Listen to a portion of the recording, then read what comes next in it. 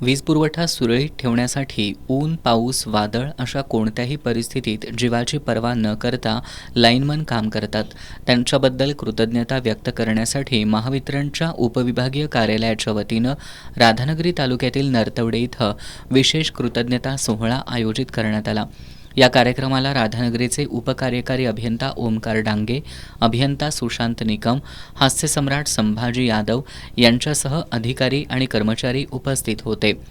लाईनमनच्या सत्कारावेळी अनेक जण भावनिक झाले. आपल्या सहकाऱ्यांच्या कार्याची दखल घेत त्यांचं कौतुक करण्यात आलं. यावेळी बोलताना उपकार्यकारी अभियंता ओमकार डांगे यांनी वीज यंत्रणेचा कणा म्हणजे लाईनमन असून त्यांच्या कष्टामुळेच दुर्गम भागातही अखंडित वीज पुरवठा शक्य होतो असं सांगितलं. अभियंता सुशांत निकम यांनीही लाईनमनच्या धाडसाचं आणि कर्तव्यनिष्ठेचं कौतुक केलं. हास्यसम्राट संभाजी यादव यांनी आपल्या वेगळ्या शैलीत जीवनाचं सार स्पष्ट करून दिलं. यावेळी सुरक्षा जनजागृती, अनुभव कथन आणि परस्पर संवादाचं सत्र घेण्यात आलं. शेवटी सर्व लाईनमन बांधवांना शुभेच्छा देत कार्यक्रमाची सांगता झाली.